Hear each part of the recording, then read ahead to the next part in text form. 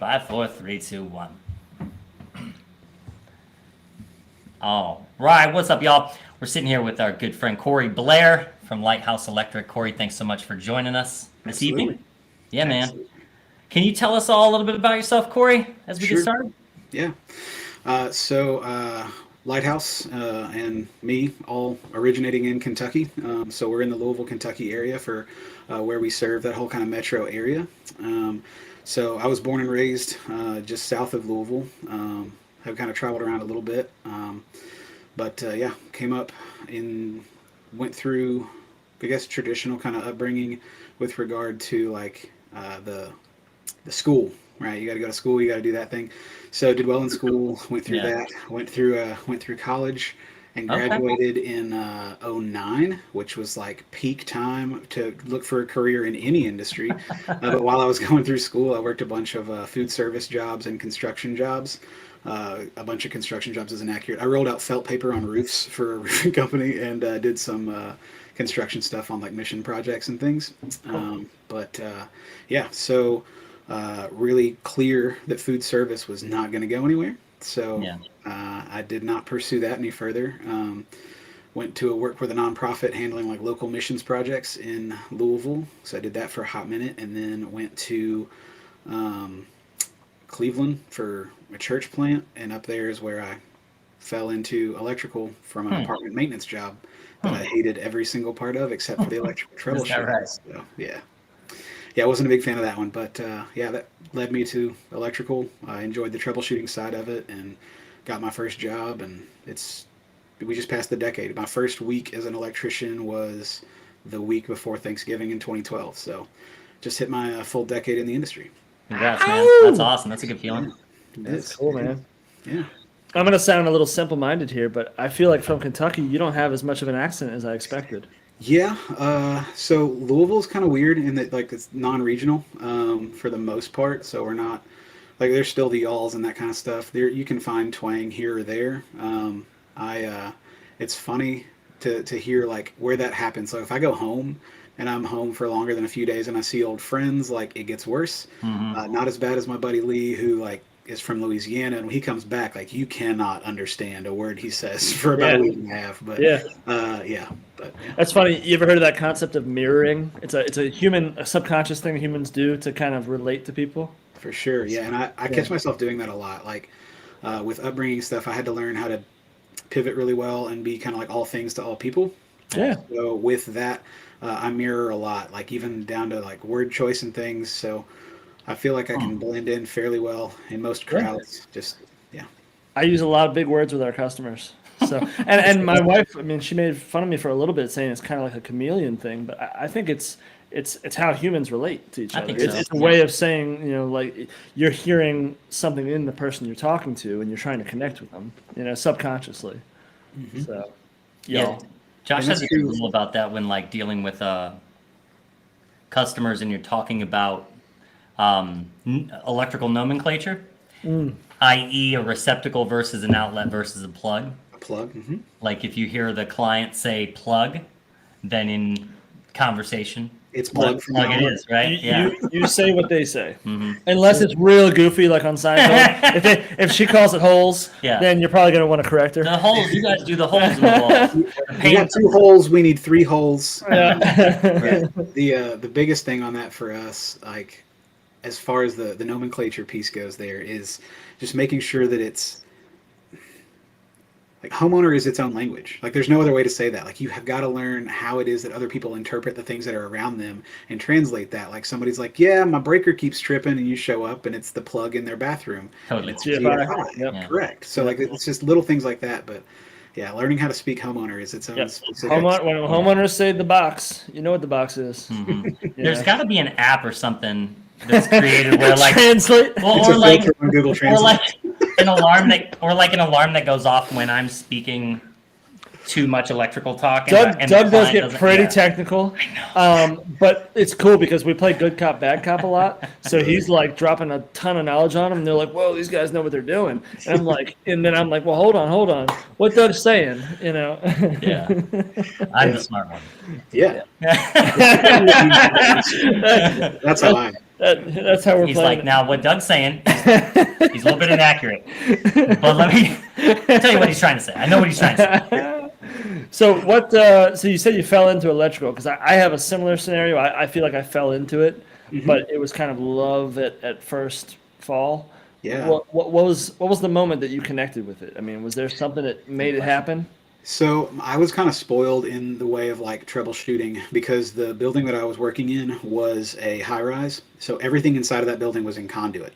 So the weird part on that is like they did that from a service standpoint, I'm sure, when they built this high rise. But the thing that I enjoyed was like the figuring out like if something's not working here, like finding the next destination where it should work. And sometimes because it was in conduit, it didn't necessarily make the most sense. Like if you're wiring a house here in Romex, you're going to hit the nearest point unless there was a weird blocking or something. So you went up and over, or some of the things that you'll see. But for the most part on that one, like it was a matter of figuring out like how somebody else had done it. And then just figuring out like why it wasn't working. That was kind of the enjoyment piece for me. As a kid, I get jokes from my cousins every now and then.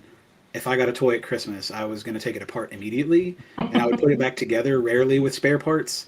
I just needed to see how it worked, and like that's electrical was that way for me initially. It still is. Like there's times where, like Right Wire Electric has been posting. Customers like, can you put this back together, please? I thought you were just coming here for a proposal. I mean, took my entire panel. Well, that was fun. Well, I know how it works, but I don't get extra pieces. So. No, but Yeah. So you were saying Right Wire. You were looking at Right Wire, talking Right Wire? So he's had a couple of clips lately where he was talking about a specific issue with like motion controls that are going through a dimmer as well, and what's going on that's causing this or that. Like those are the things where like that problem comes up and you can really just scratch your head for a minute. And sometimes it's a really basic thing that you end up finding at the end of it. Like we have a customer who calls and like, my bulbs don't shut off. Like, okay, cool. So we show up and we look, and sure enough, they don't. But they've got a dimmer that's not rated for LED, and they got a bulb that just won't turn all the way off. Right. Those are easy to catch now, but the first time I got that call, Yeah. but that first time, that first like exploration, that's good. Yeah. I was thinking about that today. It's like time in the field is is such a valuable asset to like you can be a master electrician, but it takes technically 7 years full time to get there, at least depending on where we're at. Right? So. But that's not a ton of time. And so, I'm 8 years in, 8.5, and I still just don't have the time in where like I'll come across things where I'll make a silly oversight because I haven't made that oversight before. Yeah. And it just is like, oh yeah, okay, shit, yeah, I didn't think about that. And I think that I guess that's arguable because no matter how long you're in, you're gonna make oversights. You're always gonna come to something where you're like, shit. Yeah, but it's a matter of what you're exposed to, right? Yeah. So it's like if you only operate in one arena of the electrical industry, be it new construction or service, it's like you're only gonna know what you're exposed to, and maybe the individuals you're exposed to. Yeah. But so it's like you can be 20 years in and not have a certain experience. If it doesn't happen to you, how are you gonna know? Yeah. Which is why it's like we are constantly, recently, I feel like we're chasing terrible experiences. It is how we learn. Okay. They come in waves too. It's like, can you, I was thinking about this today too. Can you think of a time when you got yourself stuck in a project that just was like, when you were in it, once it got started, you were just like, what have I done? I just have to get out now. What have I done to myself? Yeah. So there was one that we didn't have to get out of. It wasn't a problem and this was one that was a good financial lesson. This wasn't one that was like a terrible customer. It was one who didn't really understand. They're in a city that's like adjoining where we're at, but they're about a 45-minute drive for us to get there. And they would want us to come out at the finish level for like 2-hour calls. And trying to explain that. And that was a bad one. So like it was a homeowner GC, which generally we work well with. Most of that is a remodel situation, and we're super understanding of like the way that's going to go. It means that the project will probably be a little slower than a professional GC running it because they're going to bring in one trade at a time, or it's going to be miserable because they're going to try to bring everybody on the same days. So like there's not really a lot of in between there unless you just have a really organized person who like gets out their Gantt chart and like makes their whole flow for how it's going to go. Engineers. Yeah, sometimes we get some of those, and those are great. But, then they're going to start wiring it themselves though and telling you how they would have wired it. You've had a few of those, yeah. They would have done it faster though. So they would have hit more junction boxes in the wall. Definitely. We find plenty of those. But I've got a fun story about a homeowner wiring job I can tell later if you want. But the thing I was going to say there is a homeowner GC on a new build. These were new homes. Like that was a whole different world. Interesting. So that was a different one. But also the bid on the front end. This was a lesson learned that we didn't do a good job of defining our scope, exactly what we were doing. Earlier in our infancy as a company, we had a third partner who we bought out after the first year. Okay. And at that point in time, we were kind of paying homage to him because, he's had more time in the trade. He's about 7 years older than me. So not an old dude by any stretch, but just paying homage to the time that he's had in because he's been doing it since, early 20s. Yeah. And then should have more experience on the bidding, that kind of stuff. Like the first bid we put out for this was basically just a materials list. Oh, wow. With a scope that said like wire it to code. Well, that's not what we were doing. We had recessed lights in a bunch of rooms. We had overhead lights or fans in bedrooms, and to code would be switched plug as far as like minimums, right? So, so we had a lot of stuff that we just weren't defended on, and our price on that was like, we were losing by the second day of the finish, and it took way too long. Yeah. And that project also was another good one because we passed it off 3 times. We had like the guy who wired it on the rough end. We had a first guy who went out on the finish, and then we passed it off a second time to a different guy to finish out the rest of the finish when the rest of it was ready. So there were like wires looped in walls that called like for 3 different sets of calls to happen to get things done. Just terrible inefficiencies. So good things to learn some standard like operating procedures on, but that was a big one because we learned like 4 lessons on that set of jobs, but like tuition well paid in the school of hard knocks. Like we learned the lesson. We don't want to do it all the time, man. Paying tuition. And you mentioned it right off the bat that it's 45 minutes away. So it's like when you have a job where there's lots of return calls or lots of learning lessons, the farther away it is, the more you feel it. Absolutely. Yeah. We've never really talked about. Wait, Josh knows what I'm we have a lot of trauma from a job previously. We really almost went out of business our first year of business. Second year. That was second year. We took on a job that was it just was big. Well, and like you said, 45 minutes from home. So I think this one was about 45, 50 minutes. Yeah. And it's like, so every trip down there, if you're unsuccessful or it's a small call, it snowballs. It adds up. When you're 10 minutes from home, it's not that big of a deal. But well, also if you don't believe in some sort of like supreme being, you will when it is kicking you in the dick over and because it's all jobs like that. It's just like it just gets worse and worse. Yeah. It doesn't matter what its name is. If it's Yahweh or the universe or Mother Nature, it is brutal. Yeah. Well, and it boils down to it seems like you're an individual who we mentioned Jocko before we started the podcast, but you're an individual who strikes me as someone who would say good in that moment and see, like, what's what the learning lesson? Right? Yeah, rather than just be like, oh, this sucks, we're not making any money, this is stupid. It's like, you see the lesson and you implement it, Yeah. We had a local contractor who made fun of us. We had like some of our most viewed reels were actually one of them that's a video about putting our foot through a ceiling. And we had a local contractor who was like, dude, like, what are you doing telling people that you messed up? Like, I'm telling people that I own it, dummy. Yeah. Like, that's what I'm doing. Right. And then here's the follow-up. Here's what happened. Here's the autopsy. Here's, well, like, the first one was how we handled it, but the second one was like, what happened? How did this happen? Why did this happen? What can we do to keep this from happening again? Like, paying for a drywall repair and paint, like, that's one thing, but actually figuring out what it is so we don't do it again, or at least have everything set up to not, that's vital. Fire Charlie. Charlie, you're fired. Yeah, man, that's the debrief, right? So it's like you have this bad moment, you have this bad day at work, and it's like you can leave it there, or like we do often, it's like we get out of there, find a time to pull aside and say what went wrong. Yeah, man. What can we do better? What did we learn? Yeah. What's the tuition? What tuition are we paying for? Yep. How can we manage expectations with customers better, or can we have different tools? Do we just say no to that kind of stuff? Let's not do a job like that anymore. Ever. Yeah. Is that an organic thing for you guys? Like, do you guys just do that as you feel the need for it, or is that kind of programmed in for you? Debriefs? Yeah.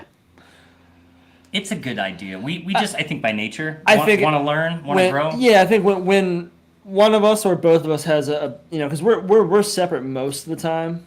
We get together on some bigger jobs, but for the most part, we run our own weeks separate, and our apprentice kind of we share it.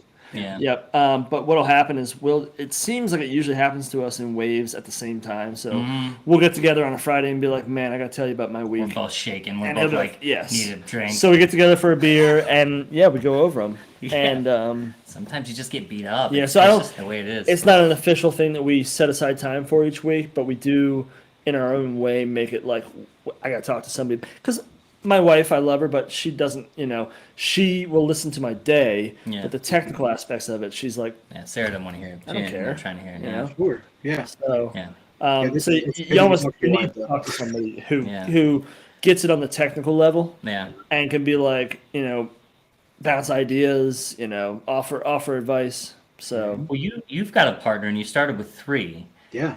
What can you say about partnering? Because I had a guy. There's a fellow that reached out on Instagram today. I'm gonna pull up his name. Yeah, call him out. I'm gonna call this person out on the Instagrams. They reached out today, and here's what it was. Ryan Bicard, and Ryan says he's thinking about getting ready to go out on his own, but he wanted to know about partnership advice, right? Like he said that lots of business advice is the only ship that doesn't sail is a partnership. Yes, sir. I also partners are for dancing. I heard only partners that are good are for dancing. I heard that too. So he wanted to know about like what do you say about what's your insight on partnering? Sure. What do you say? Lighthouse is presently as good as I could possibly imagine a partnership could possibly be. However, Lighthouse did not start that way, and it came out of a bad one, and before that was another bad one. So my story before Lighthouse got to where it is, so Lighthouse is 3 years old, January 2020, Yeah, same. We're the same age. That's it, man. We've got a little bit more time in on that. Because my first company was a handyman remodeling service. Back in like 2014, 2015, somewhere around there. Out of that, I started making relationships. I was already an electrical apprentice, so I was already doing side work, doing some of those kind of things. So that was where part of it started. And then I had a background in some remodeling stuff, so I was taking on that. But out of that, I learned pretty quickly like where the value is on like people who are in the trades. For some people, like the direct quote from a customer was, after they got my invoice, evidently they had been keeping track of all the hours I was there, and they said like, well, according to the hours that you've been there, that would mean you're making like $65 an hour, and there are professionals in my office who don't make that. To which I said, well, tell one of those dockers wearing MFers to come down here and remodel your bathroom. Just pay me what you agreed to. Like, if we have to do liens, whatever. But after that one, getting shorted on money and being like most construction business owners, like struggling to keep ahead or having to sell that next job to get to the next one. So you end up like daylight savings, cutting the bottom off the blanket and sewing it to the top to keep a longer blanket. Like that's what it felt like. So out of that, I went back to electrical eventually. There was another step in there, but the important bit is that I went back to electrical, got brought on as a partner very shortly after I joined a company in town. Super minority owner. I didn't have to buy in, so like I was just handed equity, but I didn't have a voice in the partnership. That's not true. I had a voice. It just wasn't ever heeded. Come to find out that was a 3-person partnership as well. The other partner who had been there that got brought in before I did also didn't really have a lot of voice.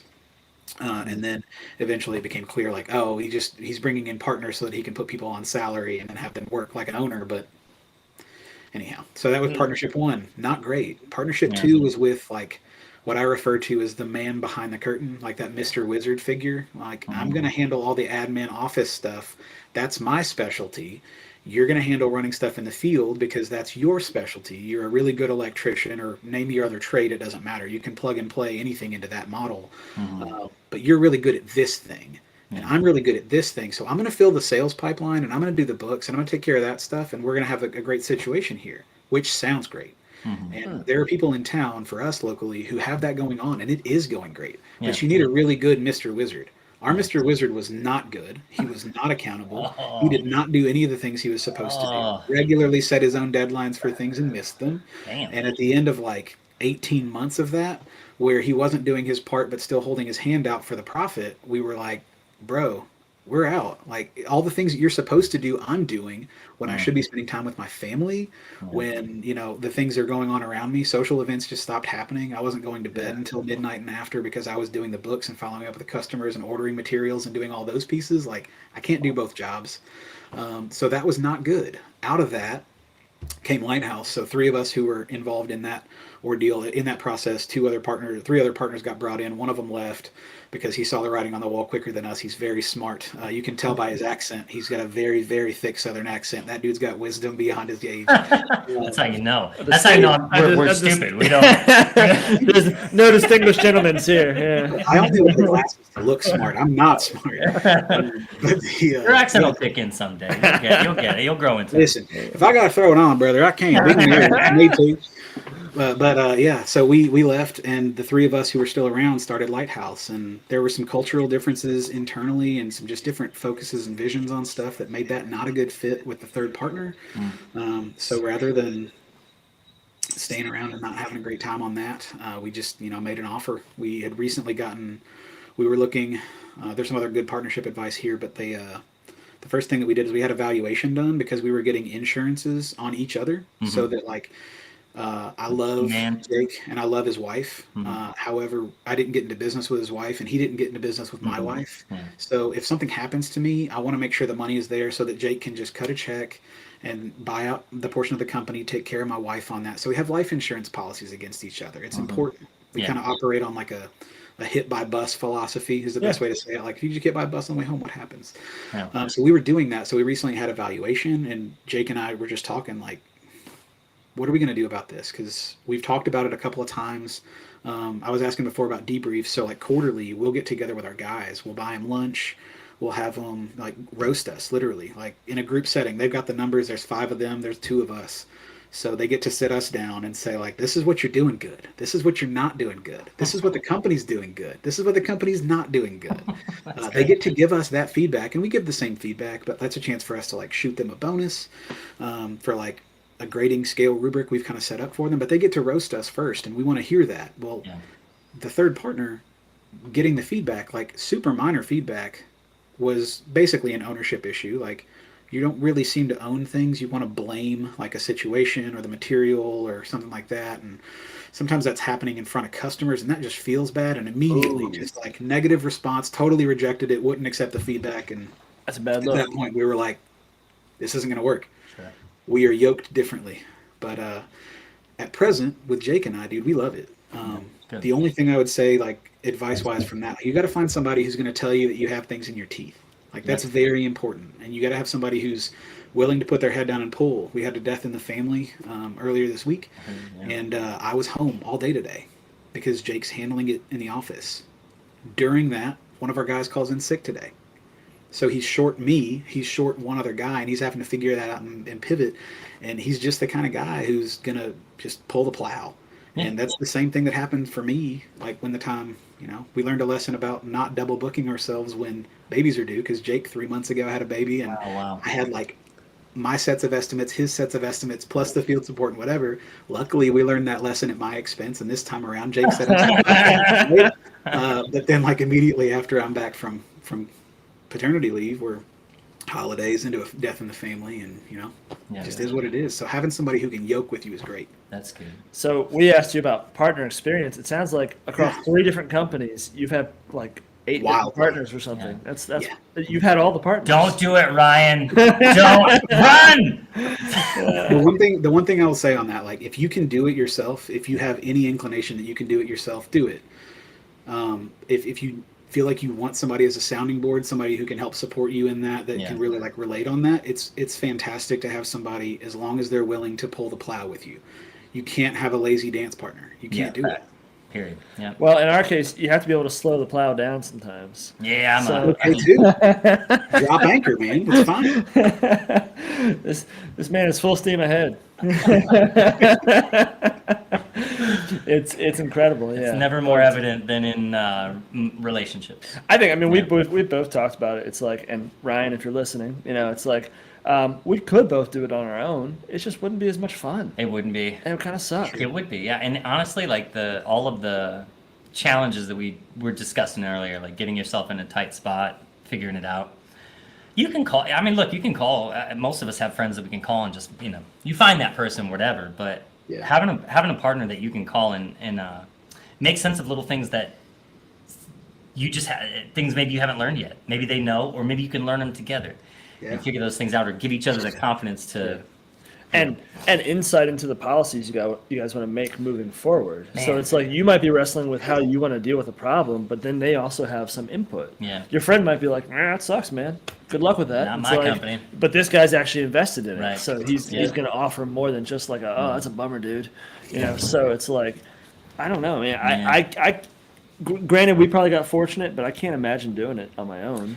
Yeah. I don't know that I would even want to, because it's just there's so much to it. There's so much to it all the time, and it's nice to know. Like, I think we knew right away that like there were little benefits to it, like when you're taking maternity leave, paternity leave. Yeah. That's way more doable when you have somebody to rely on. How many of us have worked for a one-person show? Most of us, and just watch that person never take a break. Yep. Mm-hmm. So there's definitely benefits, but you've got to. Did you know Jake before you partnered with him? How did you meet him? Apprenticeship class in my second round of year one. I did my first round in Cleveland at a different program. When I moved down to Kentucky, I tried to test into the local program for that, and didn't pass the test. Ironically, after the second year of education there, I'm pretty sure most of my classmates couldn't have passed the clip-out test for year one, so that seemed like just a pay barrier on that one. But either way, first night of year one, I was working for a service company who has kind of like are you familiar with Mr. Sparky? Yeah, I know that name. Franchise or yeah. So there's kind of a franchise model that's out there that can be bought into. You don't have to use their branding; you can use your own. But it's like the guys who are showing up in like gray work pants, short sleeve white shirt with like an American patch on one sleeve and drug tested, background checked on the other, with their name on it and the company brand, and they're in a white short sleeve button down shirt. That was me in night one as an apprentice working for a company like that, complete with glasses and calculator watch. And Jake saw me and went, "That guy's not talking to anybody. I'm sitting with him." That's great. So he sat down beside me, and we went 6 weeks without saying anything until a really mouthy guy in class was arguing a point that he was wrong on with the teacher, and Jake just kind of got up and got loud. And Jake is he's about 6'5" and 300 pounds, just pure southeastern Kentucky accent to match, and just stood up and called him a dumb son of a bitch, and everybody in the class was quiet. And our teacher called for a break and told Jake to sit back down when he stood back up. And we stood up after that, and I shook hands with him and introduced myself, and flash forward about 7 years, and we were business. So we stayed. I like your gumption, sir. Yeah. Like none of your shit. Thanks for saying what we all thought. That's right. Sometimes you need that. It's. I'm always proud when I see Josh say something or do something, and I'm like, yeah, man, I can say it, stand by that. Well, especially it's like when you're watching someone, and online is the worst. When you're watching someone argue and they're wrong, it's like, oh man. It's. I believe firmly in a level of humility with all this, because I'm 17 years in, but it's like I can be schooled by somebody who's 8 years in. Yeah. It's like it happens all the time. It does, yeah. And so it's like you should be confident, but you should also. My grandfather always said you should have a teachable spirit, and it's like the reality is, you enter the world confident but open. you know? And so when you're arguing with somebody, I don't know, unless you're 100% certain, that's pretty bold. Yeah. And so it's like to call someone out and be like, look, come on, man, quit arguing with the teacher. Knock it off. You know, it's like, I like that. I like that. I like that character. I like my friends to have a fire in their belly. Yeah. They can be wrong about stuff, but I don't want passive people in my life. It's not. I don't need yes men. I need people who are going to tell me there's stuff in my teeth.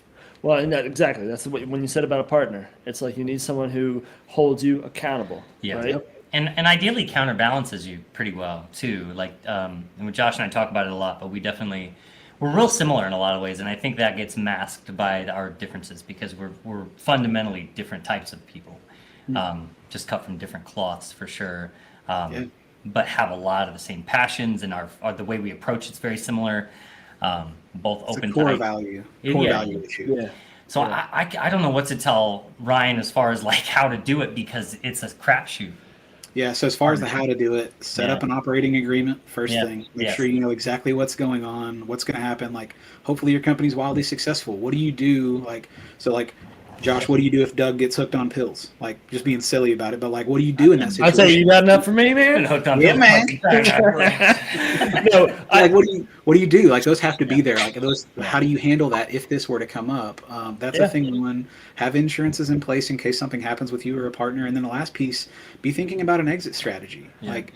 At the end of the day, I don't want to sell this business, but like there's an amount of money somebody could offer me that I would walk away for. So if that is going on, like what does that look like? Do I get to just sell my piece and leave Jake with whoever buys it? Yep. That's not fair. Our first conversation about if we wanted to start a business included what if this doesn't work out? Yeah. Well, what's it look like if we want to move on? Can we agree right now to be amicable? You know, would we both be all right with moving forward if that was the case? And even if you don't have the perfect solution in that moment, just being able to have that conversation. Because if you get someone who's like, oh, well, that would never happen. It's like we went to Nika recently and we're talking to a guy about lighting. And I said, well, what happens if your company goes out of business and I'm stuck with all this 18.2 in the walls? He goes, well, that won't happen. I said, well, we're a big company. We've got a lot of backups. Yeah, I'm like, I think you're bad at hypothetical scenarios. Yeah. It's like, because if you're not even willing to run that scenario through with me, then you're not willing to get real. Yeah. And it's like, so we got to talk right now. It's like, yeah, we might have core values and be good friends, but what happens if this goes wrong? I think ultimately for us as electricians, the beauty of it is, I think all the way around, if you're going to start a business and you're going to go solo or you're going to partner, whatever, outside of the, however tumultuous that might be, falling out or whatever, you're an electrician. And ideally, you're a licensed electrician starting a company, and not only were you a viable asset to any company, ideally, if you've got a good work ethic before you started a company, but now, say you run a company for 3 years, even though that's not a long time, you still now have 3 years of marketing experience. You have 3 years of project management. You have 3 years of estimating. It's like all those things then, even if it does fall apart in the end, you both can go and just make good money. That's the beauty of the trade. Yeah, you can always get a job, but I think it's like you said, Cory. It's like as long as you have the operating agreement set up, you know what the exit strategy is. Yeah. It's like you know how things are going to get divvied up. Because I had a former boss tell me it's easier to get a divorce than to break up with a partner in a company, because the more you grow, right? It's like now you've got a building, now you've got vans, now you've got tools, and unless you have exactly 50-50 of everything. How do you deal that stuff out? Some of that has to do with other things too. Like Jake was buying a house around the same time that we were buying our first couple of vans, so he wasn't co-signing on those vans because that'd be liability for him. Like I already own the house that I'm in, so that wasn't a problem. So a couple of our vans, I'm the co-signer on. Like the company's the holder, but I'm the co-signer. So like I've got some exposure there that he doesn't have. What happens if those are things that are important to figure out. Like how do you handle it? So. Yeah. Did you guys talk to a small business lawyer or anything when you were getting set up? Yeah. Well, so not when we were first set up. About 3 to 6 months in, somewhere in that window, right around the same time we got steady at having ourselves busy 5 days a week. Like that was kind of the threshold for like let's figure out like what's going on here. And then around the same time that we were having the valuation, that was because of some of the other operating agreement, the buy-sell agreement, all that kind of stuff. So that was the small business piece, and then I'm a member in a BNI chapter, and we've got a local business attorney who specializes in the stuff that we're in. So that's helpful. Super helpful. Yeah. So you guys are five employees, two owners. Yep. Okay. It's a good size. I like that size. How long have you guys had employees? So first employee came on around the before we were 6 months in. We had our first Oh, wow. guy, somebody I worked with at a previous company, Okay. and he came in, had about a year left of school, so he was the first one, and then we hired in a brand new, fresh green apprentice a couple of months after that, maybe 90 days after that, and that's where we were all the way through. At that point, that would have been 5 of us because we still had the third partner at that point. And then later that year, like October-ish, maybe September, we brought in another licensed electrician. That gave the first piece of margin for step back from one of the owners. Oh, wow. To go from being part-time in Yeah. the field in the office to like full-time out. Wow. So that was the moment there. So yeah, we were, I guess about every quarter kind of, we got to the end of quarter 2 had been like roughly our first hire, and then another quarter-ish we had our second hire, and then about 3 months later we were ready for the next one. So Wow. Yeah. That's pretty quick. Yeah. we've had some turnover in there too, so nothing's perfect. We had somebody like that first hire. Our first employee is now working over at our local water treatment option. We only have one option for that in town. I guess that's true for probably most metro areas. Yeah. But he got a job offer there where he was going to be making like an extra, I don't know, $10, $12 or something on the hour, plus benefits and all kinds of other stuff. His retirement, and he had a pension, and like went from dude, I couldn't compete. Like, and I'm not going to say the dude wasn't worth it. Even if he was, I couldn't. I couldn't do it. Yeah. So we just gave him the freedom in that, like, he had like a month-long interview process to go through to get that job. So we just gave him the margin he needed to do that, and Cool. he just kept seeing it through for us. And but we've had other turnover in there. We've had to have a couple of firings, which is not fun either. Yeah. But we're really slow on the hiring front. Yeah. And we're I've heard the phrase like slow to hire, quick to fire several times, and the last firing was the first time we've been quick to fire, and there was a zero regret. Yeah. In doing it. It was clearly a need that needed to happen. Great kid, just was kind of toying with the idea of doing this, and A, didn't like it, but B, we just weren't getting engagement and wasn't taking action on like the low hanging fruit. Like, you're 5 minutes late every day. No. Like, you need to, and it's not like I'm not going to let you go just because of that, most likely, maybe. But anybody who won't like honor those things tends to have other things that are also some problems with discipline. So Yeah. Ladies, folks that are late. the ladies, there you go. Ladies. Not females. Not female. Not with a D, with a T. That's a whole different hiring process. That's right. Yeah. I was having a conversation with Urban Ritiz from Ritiz Electrical. I hope I'm pronouncing that right. And one of his employees was saying that she's always late. That's the one thing that she just can't overcome, is the lateness, the tardiness. And I was like, I talked about being in the military, and I was like, I think that a lot of people would say, well, are you on time because you were in the military? It's like, no, I was always like that. And in fact, there are ladies, not ladies, but ladies in the military. You can't change a lady. A lady is a lady. It's just hard to change. It's like there's this fundamental principle that's, I think, ingrained somewhere in your sacrum. It was I was actually fired from Starbucks when I was 17, 18, right before I got into electrical, for being late. They have a 3-strike policy, which I totally respect. I was able to change it. Oh, good. But I think that was the reason I respect their 3-strike policy is because I was 18 and I didn't really take it seriously. No. And so they were like, "No, this is the 3rd time you're fired." And I was like, "Oh, whoa, okay, Rules. good on you." Right on. So people do care. Can I still get my free frappuccino? I went to a concert that night, a Billy Corgan solo concert. Oh, whoa. Horrible, by the way. Oh. Up in Philly, 3-hour drive home, sat down on my couch at like 3 a.m. Had to open the store that morning, which means you have to be there at like 5:30. So I'm like, I'm not even going to bed, right? I'm just going to sit here for a second, and then I'll go to work. Yeah. And next thing I know, I'm sitting up, and the phone's ringing, and it's like 7:30, and it's the store manager, and she's like, "Where are you?" They have a policy where they have to have 2 people to open the store because somebody got shot in D.C.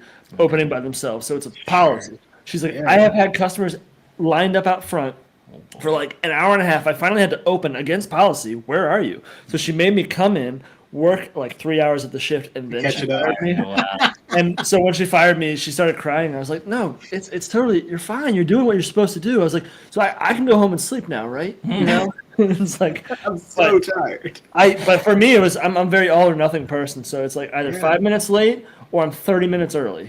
And just, you're going to find a parking lot Yeah. somewhere around the corner from the person's house and wait and show up exactly 5 minutes early. That's a right? real art. I think nobody talks enough about how tradespeople sit in parking lots. It is.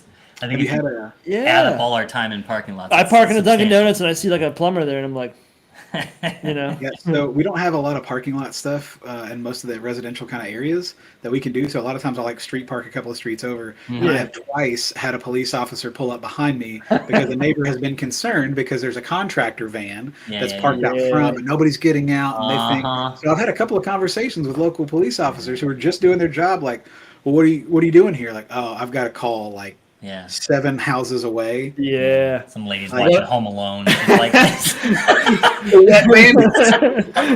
There's some contractor with a gold tooth outside, you know. Yeah, what I'll do in a lot of those cases, if I'm in a residential area with no parking lots, I'll actually continue to drive around and just watch my GPS readjust and make sure that I'm not more than 5-10 minutes away from the house. But that really is an art, you know. Yeah, and peeing on the go, like peeing when you don't have a place to pee, like showing up early, having to drive 45 minutes to a place in the morning after you've had 3 cups of coffee. Yeah. And then you get there because you got to get there early, and then you got to find a parking lot, and then you got to pee in a bottle. Your rite of passage with young apprentice Daniel. Brilliant. You got to know. Did you on the same note but slightly different? Have you listened to the audiobook Green Lights by Matthew McConaughey? No. Do not read the physical version because he reads the audiobook. It's the only way to consume it. It's wonderful. Absolutely. Wonderful. But he talks about a point when he gets a van and he's just living life on the road, being beautiful Matthew McConaughey, right? He's like, life just is in my favor. Yeah. But at one point he had a tube installed through his driver's seat down to the bottom of the van. So he didn't even have to get in a bottle. He was driving and he would just be pee on the road. and it's just going out the bottom of the van. What's the term for that? Is that a road load? Like, what do you? I don't know. It's a good. There's got to be a term for it. It's got to be a term for that. Yeah. I feel like, isn't that what planes do? Planes just let it out into the air, right? Do they really? It Yeah, just dissipates? Really? Well, isn't that what from Joe Dirt, that big old space poopy? Yeah, I don't know. Is that true? Do planes do that? I don't know. I don't know. I get most of my knowledge from movies. from David Spade movies. Most stuff I know is from a David Spade movie. Dirte, it's actually French. Yeah. That's funny you said Joe Dirt because I was kind of thinking about like you were talking about like just beautiful Matthew McConaughey living on the road, and I was just thinking like he's kind of beautiful, intelligent Joe Dirt. That's kind of who Matthew McConaughey is. Right. He has this line in the book where he's like, I believe that life is conspiring to make me successful. And it's like, yeah, well, also, it's like you're tall and good looking and funny and charming. It's like, Let me tell you, Matthew, we all agree. We all agree. Life is conspiring to help you out. Like, we all see it. You got it all And going. now, when he came out with True Detective and some of his other like more serious roles, I was He's like, brilliant. okay, you're actually a good actor. Yeah, I'll he's give it to you. Yeah. He's like that popular kid who's also nice. You're like, damn it. Yeah. Yeah, he's attractive and talented. And you're just like, It's not I was fair. really hoping you'd be a jerk. yeah. Now I want to date you. It's like, what am I? You know what I mean? Oh, man, What do you do with that? What do you do with that? Yeah, so that's the only audiobook that you absolutely have to be just the audiobook. You can't read the actual physical book. Yeah. So we both just started listening to Sean Van Dyke's Profit first for contractors. But now we talked before the podcast. Yeah. You were saying maybe just go with the original Profit first. So Sean's is a good deep dive. They're the basics of it are really good to implement. Mike Michalowicz wrote the first one, but like Sean Van Dyke has expanded for like contractor specific things. Yeah. There's some really interesting concepts through that and some of his coaching stuff with regard to like paid for planning, which is a thing that we're interested in with some, like you guys probably see this. There are probably, I know not everybody wants to work with GCs, right? So that's always an uphill battle. But like, there are probably GCs that you've seen that like have a scope of work for you, that have prints for you, that have like a cabinet layout for what it's going to look like, maybe some material selections and things. There are other guys who have a scope of work when you show up, and they've got plans or prints, and that scope of work may be rewire kitchen. That's it. Nothing else that they've like specifically sold to somebody. And you got other people who are like, well, you're the electrician. You should know what this place needs. Right. So there are 3 different tiers in that. So if I show up to GC1 who's got everything for me, I don't want to charge that guy anything to put a bid together for him. But if I have to show up and I have to design your plan for you, I've got to do your lighting layout for you, I have to do all of those things, like that's a difference in like sometimes 2 to 3 times the amount of time to get a bid out to do that for you. So if I can crank out guy number 1 in 4 hours, start to finish on a bigger job, and guy number 3 is going to take me a day and a half, I'm sending you a bill. Like I have to. I can't do that for free. Yeah. So just some of those kind of pieces, like we haven't implemented that, but like just over time, that weight has kind of been there. But Sean gets into some of those things, and it is great. But as far as like that book itself, it kind of references back to the original book a lot. But there are things in the original book that are just based toward like general business. So the operating expenses and how your percentages work out in that aren't going to match. That's one of the things we're still trying to figure out. Like, what do we put aside for tax savings? Jake and I are both conservative, so like we want to save more than we think we need to, but we don't want to find out at the end of the year like, well, you've saved $50,000 for your taxes and you owe 30. Great, that 20,000 would have been awesome when I was fretting making payroll next week. Yeah, that's a government savings account. Yeah. So, I mean, that's how we started off initially before the Profit First thing way back in the day was 2 accounts, operating and tax. I knew that I had to put money away for tax. We do it, yeah. That's all I knew. Like, there's a great breakdown on how to do that in those books. Yeah. Sean is incredible for like the business coaching side of things, and really good off the cuff too for just like straightforward, no nonsense business stuff. And he's kind of that kick in the nuts you need sometimes just to. Have you guys worked with a business coach? Have you sat down with a business coach? Yeah. So not directly with like one-on-one coaching. So we used Sean's program with the Build to Build Academy. And that was there's different tiers in that. So like you can have just access to some videos. The next step up is like some group coaching. So a couple of days a week, you'll do group coaching stuff. So it's you and a handful of other people, kind of like a live mastermind class kind of thing. Like that's the nomenclature we hear for that, is just like a bunch of big brains together, or small brains functioning as one big brain together, however the business maturity there is. But we did that. And then the next tier up, you actually can do one-on-one coaching. It just, when we did it about a year and a half ago is when we enrolled in the academy stuff. So we were not in a place where we could afford to make that, one-on-one coaching piece. I fully believe it's going to be worthwhile for anybody who is in that spot. Yeah. That's what we're finding out. Yeah. I have a good friend who runs a really successful HVAC and plumbing business.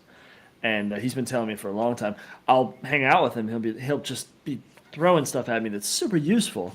And I'm like, Ken, this is worth something, man. He's like, well, sit down with me anytime you want. I'm an open book. And he's recently considered starting doing professional coaching.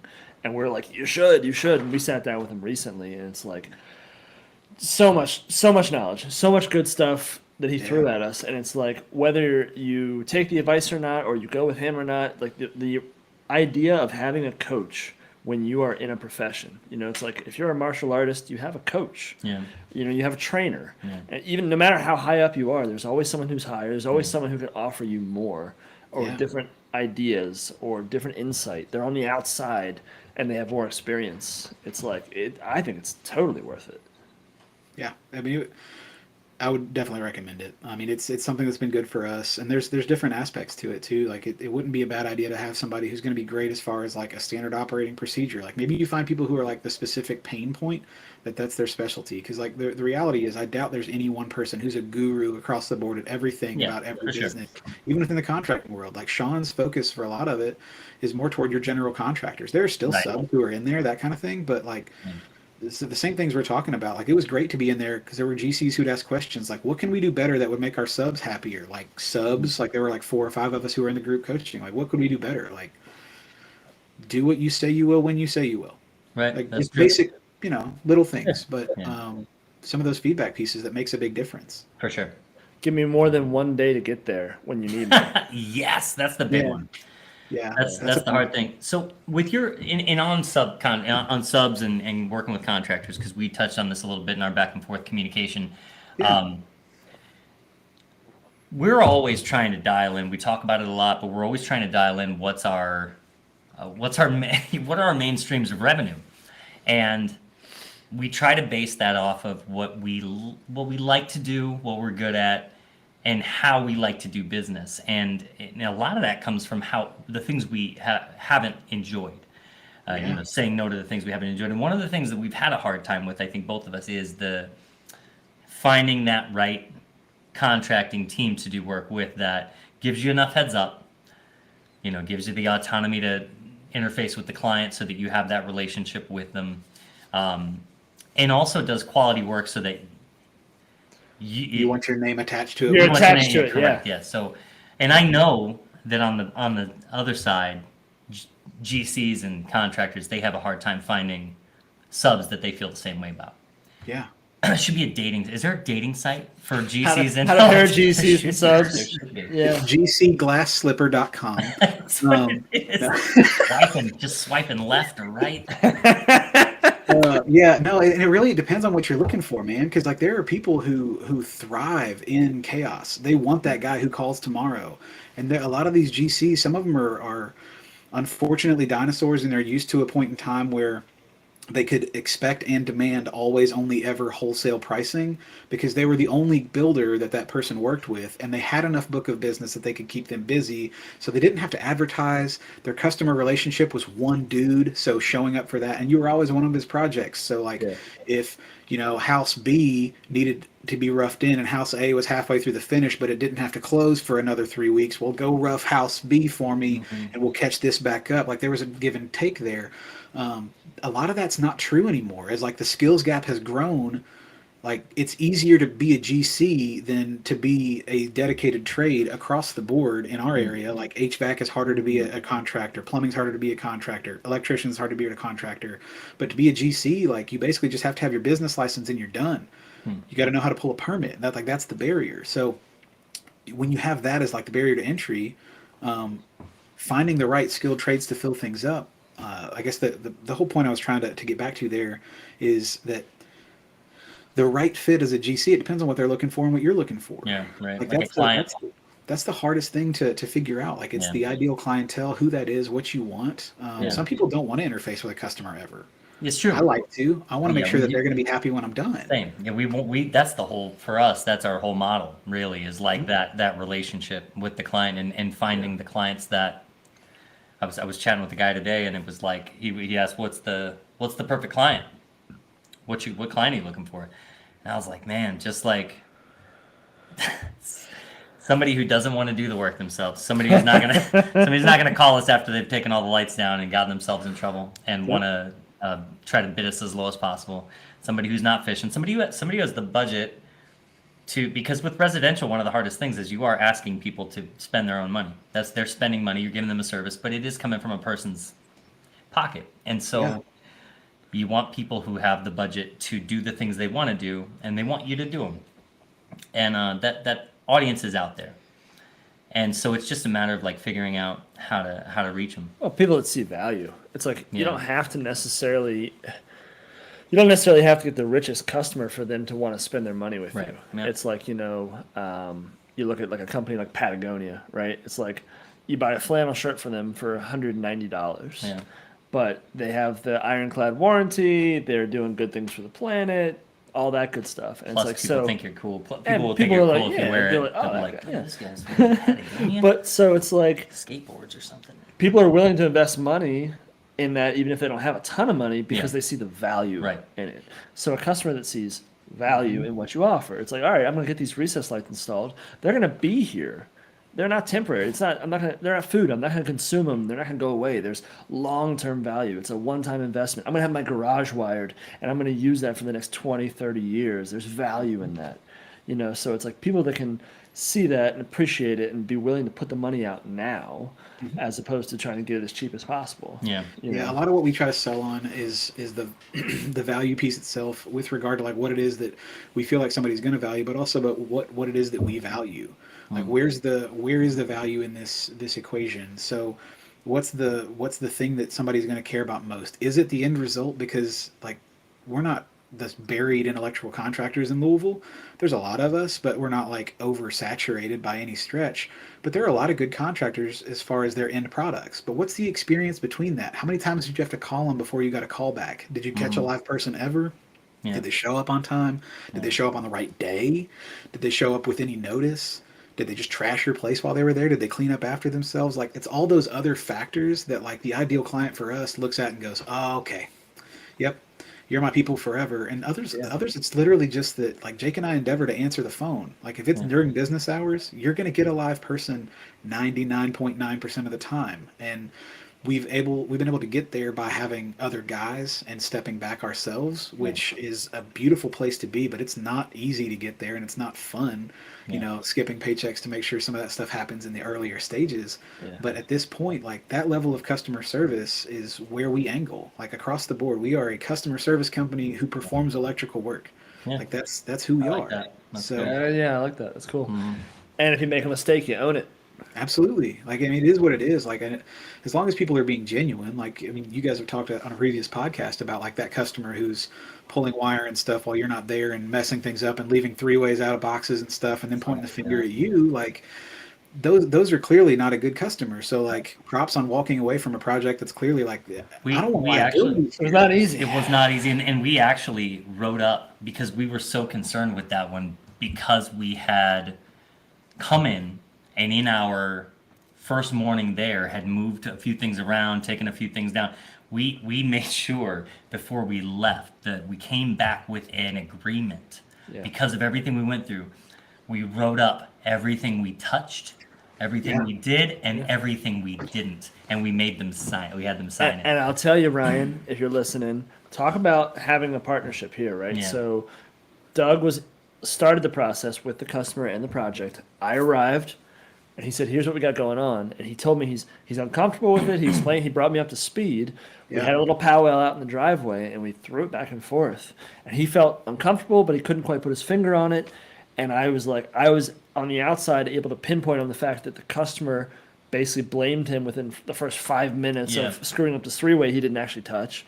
And I was like, that's a red flag, man. So it's like there's a situation where someone who is invested in this situation can be a sounding board, and together we came up with a solution to move forward. We got to go in and talk to these people and say we can't do this without a permit, and they didn't want to pull a permit because they were building it themselves. So that was that.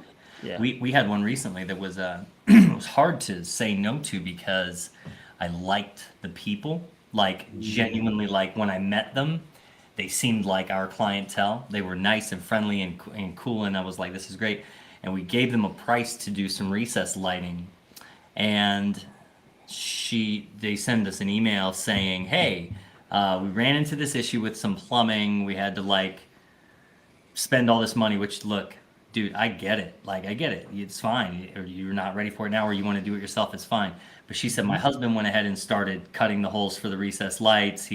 I basically talked to him about how we would do the job, how we would match with retrofits to match the new ones. He went ahead and did it based on how I told him we would do the job. Look, it's fine. Even though I raised my voice there a little bit, it's fine. We've done some therapy over this. Don't worry. But the thing that irks me is that it was good because I got an opportunity to do something that I haven't done before, which is she reaches out and she lets me know that, and she's very honest. She said, "Hey, we ran into this jam. We're financially strapped. My husband wanted to do this himself, but he hit a limit. Would you be willing to come do the rest of the work and just give us your hourly rate?" And so we talked about it. So Doug calls me. His voice is very high. It's fine.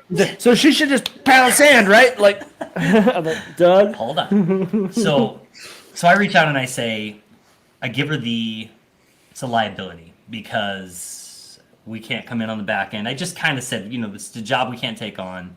It's a liability. And I was hoping that I wouldn't have to get into explaining to her that we need to be profitable in order to keep being a business. And so she sends an email back that says, well, you're in luck. Because my husband actually didn't touch any of the electrical stuff, so there's no real liability here. And I said, okay, so if I'm being honest, and then I just said it. I just was like, I was like, we love what we do and we want to keep doing it and we want to keep offering it to people. But we have to say yes to profitable projects. We gave you a price up front. That's the price to do the job. I was like, I just can't say yes if you've already done half the project to come in. I go, the reason we don't price hourly and we price per project is to remain profitable. Yeah. The reason we supply materials is number one, because they've been vetted and we trust them, but number two, to remain profitable. If the price doesn't work for you, that's okay. Yep. We're not your team and that's all right, but I won't come do it and lose money. Why should I? And she even said in her email, like, well, maybe wink, wink, we could save a little money by doing it. This was like, look, for you, you're going to put us out of business, lady. Yeah. And I think you're nice. And so that's always the contrast is it's like you meet people and they can be really cool, but it just still might not be the right job for you. It can take some people back being that honest, but the reality is it's kind of refreshing because what contractor is going to tell you, look, the reason we put markup on materials is because it's part of how we make money. Yeah, like, you know that real nice house you live in that you're asking us to do work on? I want one too. I want a nice house too. It ain't just about you, lady. We got to make money too. I know we're just, chromatic. That phone call was great because, like, Doug knew the issue and we're talking through it, and it's like I was like, all right, well, so if we just let's pretend we're not talking to the customer, we're just talking out loud to the universe. What is the problem with this scenario? The reality is we don't want to do that because it won't make us the money we need to stay in business. That's right. Mm-hmm. It's like I had this with my mom years ago. I used to call her when I was like first in the electrical industry. She's a great sounding board. She's super wise.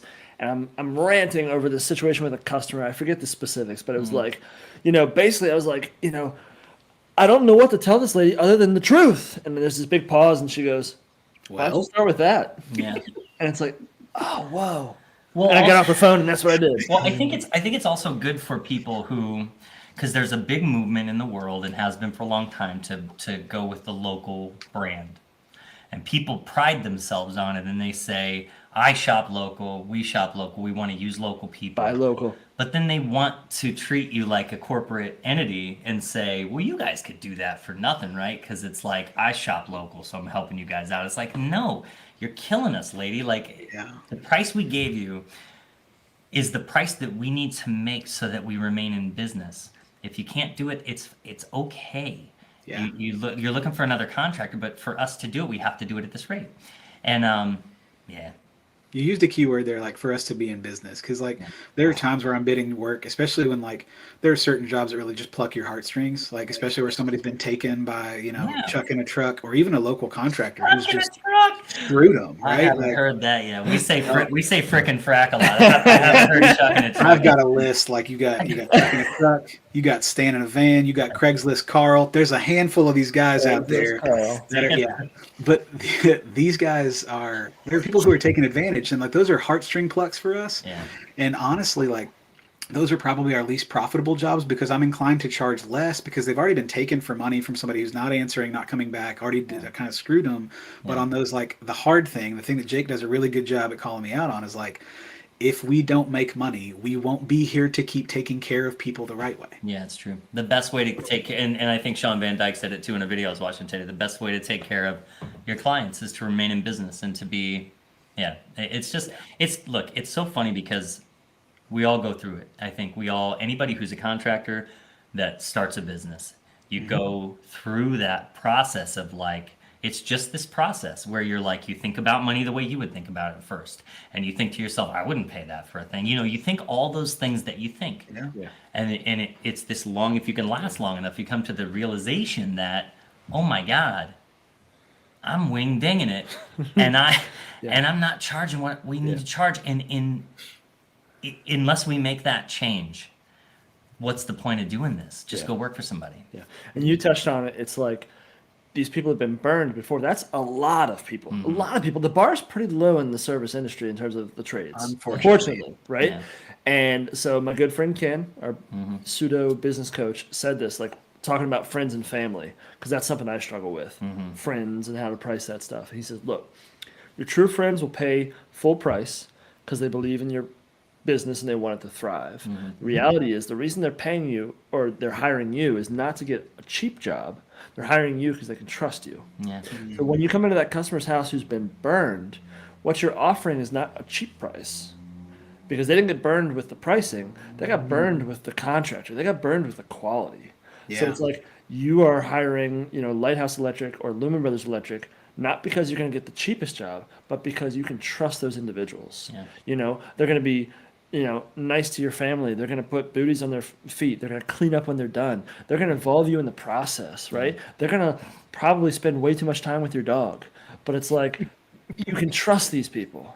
And it's like, if they make a mistake, they're be right really back. quick to be like, ma'am, I'm super sorry, but I broke that vase on Yeah. your table. Yeah. How do we Hopefully replace it's not it? a family heirloom because I can buy a new one if Yeah. it's not the case. But Yeah. it's like, we've had a case where it's like, people just see when you're quick to own that mistake, people aren't used to that level of respect and honesty. Yeah. And very often, even if it's irreplaceable or expensive, just you coming out, they'd be like, don't worry about it. I'm glad you told me. It's like, that goes way further than doing the job perfectly. Right. Yeah, and how you own up to your mistakes. Like, making a mistake is human. We do it. We overlook things. It's how you respond to it. When somebody sees it or something happens, you don't pass an inspection, whatever the case may be. Yeah. Just from a psychological perspective, like, you kick the legs out from under somebody's anger most of the time when you're like, look, I messed this up. Yeah. Sorry. First of all, I would like to make this right. We have a game plan for what we'd like to do, but what do you feel like we would need to do to make this right for you, so I can make sure that you're going to have your expectations met on making up the difference here? Yeah. What are you looking for on that? Because sometimes somebody's like, you know what, it's cool. Just knock a couple $100 off this job and we'll call it even. And sometimes they're like, no, buddy, like, that was hard to find. Go find it. You got it. But you touched on it. It's a lesson from extreme ownership, which is where it's like you own up to the mistake, but you've also kind of got a plan already. Yeah. Like, hey, we put a foot through your drywall, but here's what we're going to do. Yeah. Either we're going to repair it, or we know a guy that can repair it for you, and we'll cover the bill. Yep. However it is, the fact that you're coming to them and say, here's the problem, here's my solution, what do you think? It's like... Yeah, I did a bonehead thing not long ago where I thought I would be cool and replace a thermostat with a Nest thermostat without killing the breaker first, and everybody knows how that went. And it just blew a fuse in the furnace, and that's Yeah, a little fine. 3-amp fuse, yeah. Yeah, but Speaking from experience. I did it, and it immediately happened. And I just immediately called our friend Ken's company and said, "Hey, can you guys? How soon could you get somebody out here?" They said, like next day or same day. And I did that before I even told the client what I did. And then I went down and I said, "Hey, blew a fuse in your furnace. It's my fault. Guy's on his way out here right now. We'll cover the cost." And she just was like, "Cool." Yep. Probably got a new HVAC contractor out of it too. Yeah, totally. We sent some business their way. So it's just about look, it's okay. We mess up. How do you fix it? But it's knowing your, like we were saying, knowing your value. What you're offering the customer is being a good person and a professional. Yeah, professional. Yeah. But part of being a professional is your price is still where it's supposed to be. Yeah. That's where some value from business coaching is really good. Like, just explaining your value, like the value proposition happening before anybody's ever made the phone call to you, like understanding on the front end, like, look, they're not known. Like, we've got, I don't know, 70 Google reviews or something at this point. None of them say we're cheap. Yeah. None of them. We don't have control over what that says. Like, none of them say we're cheap. So like sometimes we'll get somebody who calls and they're like, hey, we just bought this house. We just moved to town and we want to get these things done. We'll come out and we'll look at it. We give them a price and they're like, oh, we would have expected to pay a third of that where we're from. Well, where were you from?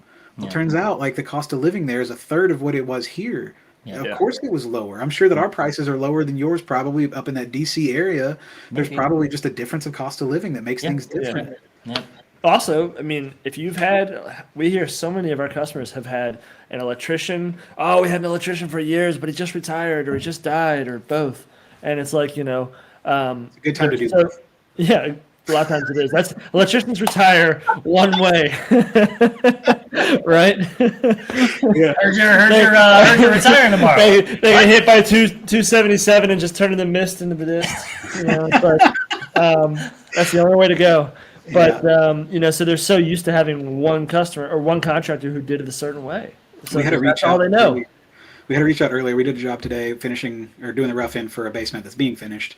And the contractor reached out after the fact because he got an inquiry from his customer whose brother is on some kind of board, but is a former electrical contractor in a different state, and they wanted us to break down the bid to like labor and materials and some of the other like the costs per unit and some other things that he wanted to kind of see there.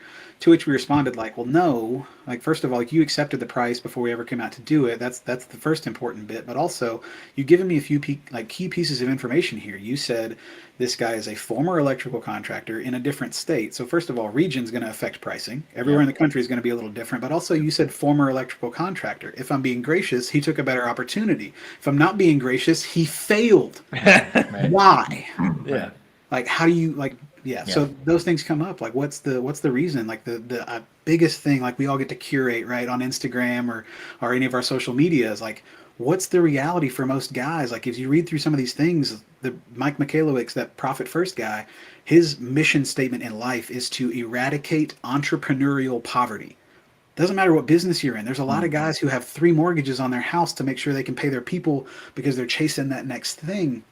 And like, there are plenty of people who are in town who are 1 bad week or 2 weeks or 1 bad month away from being out forever. Like you talked about the Lumen Brothers piece, right? That year 1 job, dude. Like that's real. There's risk in this game. And there are guys who are out there who are losing money actively and don't know it. Yeah, for sure. Yeah. I think probably most of us, just because of the nature of who we are as people, most of us get in the trades because we don't like sitting down, and we're a little rough around the edges, and we like to bust stuff and build stuff back up and use tools and stuff. So it's not always the same demographic as the real heady math whizzes who love accounting. You know what I mean? It's a lot of us are just winging it and trying to dial it in as time goes, and we're hoping that it all kind of works together over time, and we learn in time to, you know what I mean? It's not many Sparkies know double entry bookkeeping.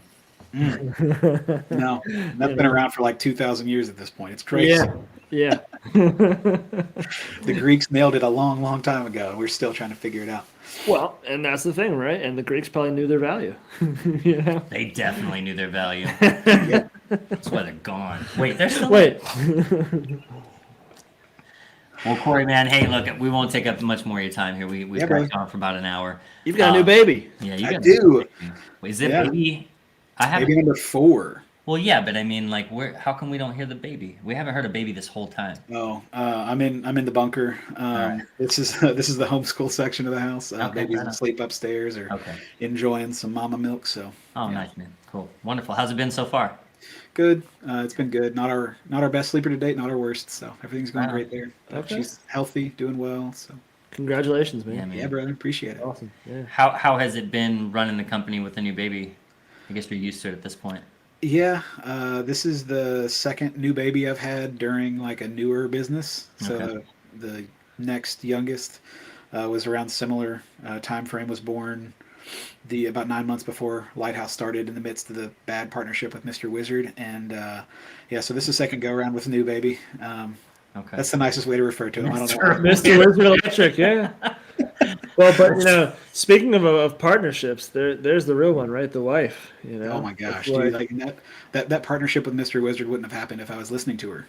So one of the things we talked about earlier, you were talking about bouncing things off your wife. If I can give anybody who's out there any advice whatsoever, who's in a long-term relationship with whomever, use the wisdom of your partner. Dude, my wife calls BS on everything. Good. And I'm telling you, she doesn't. Yeah. She's over it. Doesn't let anything go.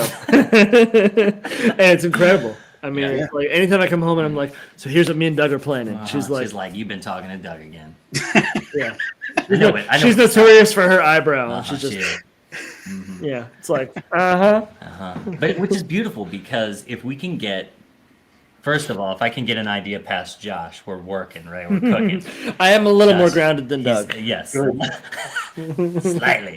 If I can get an idea past Josh, we're good. But then we got to clear it past the real goalies. 2 more hurdles. So, 2 more hurdles. So, but then, sometimes you throw something out there and they're like, yeah, it's a good idea. We're like, it is a good idea. Hold on. Like that? Right on. Okay. Oh, shit. Yeah, no, like in Bible terms, that's the iron sharpening iron, dude. Like, so you guys get to like Like, so this is my idea. Well, it's okay. It would be better if this. Yeah. Like, you take that and you hit hurdle number 1, and they're like, okay, but and then by number 4, like, you've got something that may be honed. Yeah. When you take on a business partner, you're taking on multiple other partners. Yeah.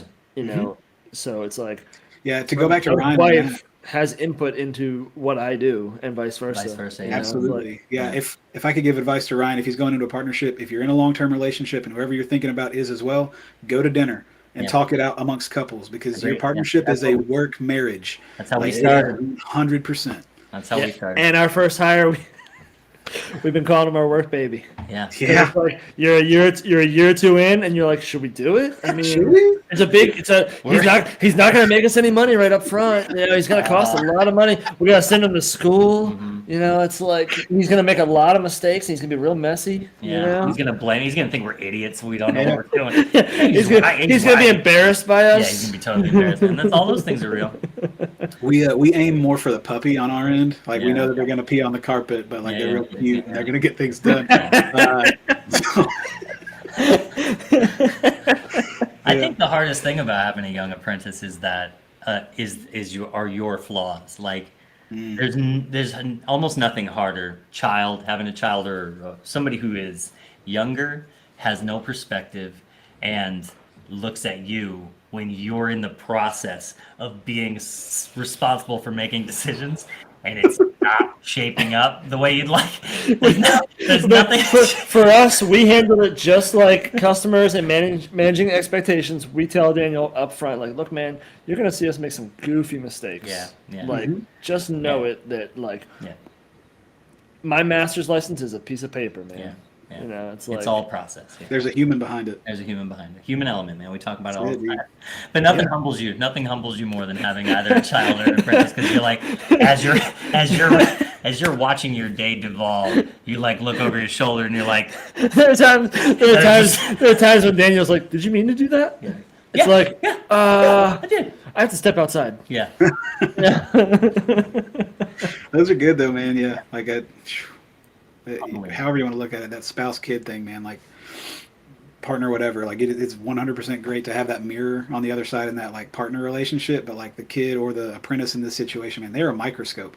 Like, you can look at yourself, you can see the mirror in your business partner, but you got that apprentice who's looking at you. They will make you look at things at a microscopic level that you are not even thinking about. Like, and just like a kid, he's watching me. Yeah. He's watching everything I do as I work. He's watching how I talk to customers. He's watching how you eat your lunch, and he's questioning why you eating sardines? Are you 80? You know, it's like, come on, man. Are you a hobo on a train? But yeah, it's accountability. It's a mirror. Yeah. So taking on relationships. It's easy to be a lone wolf.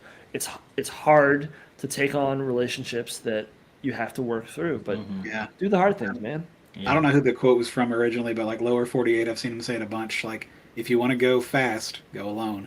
If you want to go far, go together. Like, you got to do it. Here. I think it's a good spot to end it. Mm-hmm. Yeah. Awesome. Cory. Thanks for everything, dude. Great talk. Guys. Yeah, where can, if folks are looking to find you, where can they find you? Sure. We're mainly present on the Instagram setup at lighthouseelectric.co. That's the best place to find us. Awesome. Beautiful, man. Well, I look forward to having you back on here. Sure. Time and time again. It's great to have It's good to chop it up. Yeah, man. It's the best. So Maybe thanks so much, brother. We'll come visit Kentucky soon. Dude, awesome. Wouldn't it be fun? We may try to get up to, is it Philly next year for the Nika thing? Yeah, dude, we'll be there. Do. That'd be awesome. We may try to make that happen. This is probably a terrible idea, but I'm going to start tossing around the idea that we all rent a big bus. that we all get a house together, and we. Yeah. I'm just saying, it's That probably would be not going to so work out cool. great, but we should do it. It may be miserable, but the stories that will come out of that house. I think it'll be a lot of fun. I think it'll be a lot of fun. Yeah. Cool, man. Right on. All right, Cory. Well, thanks so much for your time. And appreciate it. Thanks for having me. We'll talk to you soon, brother. Later. Yep. See ya.